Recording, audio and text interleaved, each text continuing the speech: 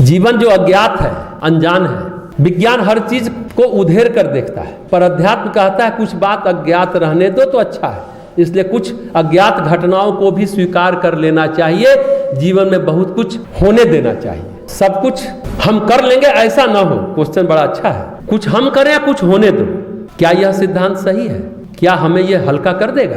बड़ा गहरा क्वेश्चन आप लोगों ने पूछा है आज। देखिए, थोड़ा सा गलत है ये क्वेश्चन। अज्ञात की यात्रा, अज्ञात की ओर छलांग ही तो अध्यात्म है, इसलिए ये बात गलत है। अरे विज्ञान भी खोज करता है, अध्यात्म भी खोज करता है। विज्ञान भी देखता है, अध्यात्म भी देखता है। विज्ञान की यात्रा भी ज्ञात से अज्ञात की ओर होती है, और जो ज्ञात है उसको अज्ञात की ओर खोज करते हैं। जब हम गणित में कहते हैं माना कि मूलधन क है, तो फिर क की वैल्यू निकालते हैं, गणित में निकालते हैं कि नहीं? विज्ञान और अध्यात्म दोनों ज्ञात से अज्ञात की यात्रा करता है, खोज करता है। जैसे हमने कहा गणित में माना कि मूलधन क है तो हम क की वैल्यू निकालते हैं। उसी तरह अध्यात्म में कहते हैं जब श्रद्धा विश्वास की बात अध्यात्म करता है तो अंत में श्रद्धा और विश्वास की वैल्यू निकालता है। विज्ञान और अध्यात्म में फर्क यह है कि विज्ञान की प्रयोगशाला दिखती है और अध्यात्म की प्रयोगशाला दिखती नहीं है। वो अनुभव में आती है, वो अपने अंदर होती है। हाँ, दिखती है। कैसे दिखती है? मन के नेत्रों से दिखती है, मन की आंखों से दिखती है।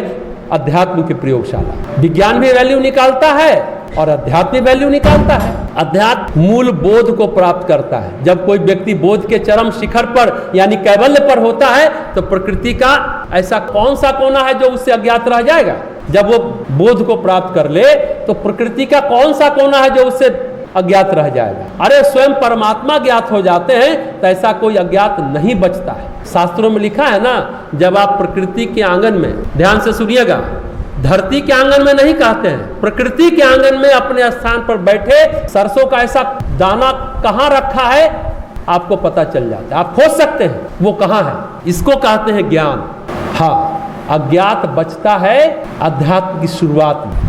अध्यात्म का प्रयोग आप कर लिए तो फिर अज्ञात बचता नहीं है। शुरुआत में तो विज्ञान भी अज्ञात, उसके सामने भी अज्ञात बचता है।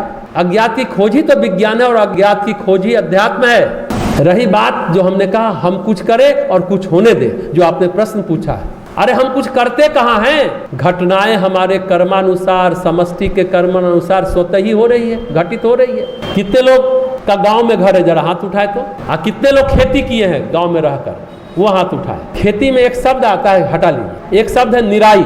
निराई जानते हैं? जैसे गेहूं की फसल होती है तो खरपतवार खुरपी से हटा देते हैं, उसको कहते हैं निराई।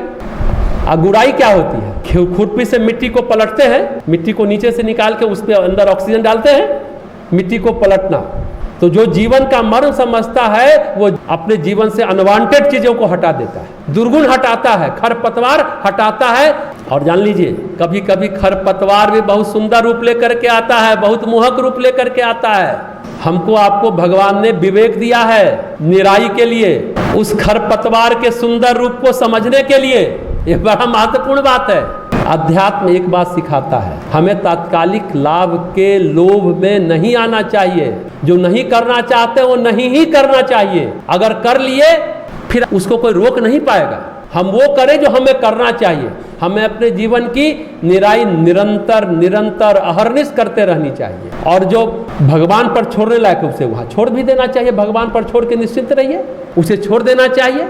इसी को कहते हैं कुछ होने दे। जो प्रश्न आपने किया, कुछ होने दे, कुछ करें और कुछ होने दे, तो कुछ भगवान पर छोड़ करके निश्चिंत हो जाइए, यानी हल्के हो जाइए। लेकिन जो भगवान करता है उसको हम तय नहीं कर सकते। अब भगवान क्या कर रहा है उससे हम जान भी नहीं सकते, परंतु जो हमें करना है, हमारा कर्तव्य है, उसको जरूर करें और फिर भगवान पर छोड़ दें। फिर जो होता है होने दें। अगर आप मनमानी कर लिए हैं तो फिर जो हो रहा है उसे होने दीजिए। फिर अगर आपके मन के विपरीत हो रहा है तो बोझ लगता है। जीवन का मतलब परिस्थिति भी है और जीवन का मतलब मनस्थिति भी है, दोनों होता है। हमें अपने परिस्थिति और मनस्थिति से नकारात्मक जो अंकुरण है उसे हटा देना चाहिए, निराई करनी चाहिए। और टाइम रहते, समय रहते हटा देना चाहिए। समय रहते नहीं हटा पाए तो फिर उसके कौन से प्रतिफल होंगे, फिर आप उसे नहीं हटा सकते, उसे केवल और केवल भोगा जा सकता है। तो यह सिद्धांत सही है कि जो चीज हम कर सकते हैं उन्हें करना चाहिए और कुछ होने देना चाहिए।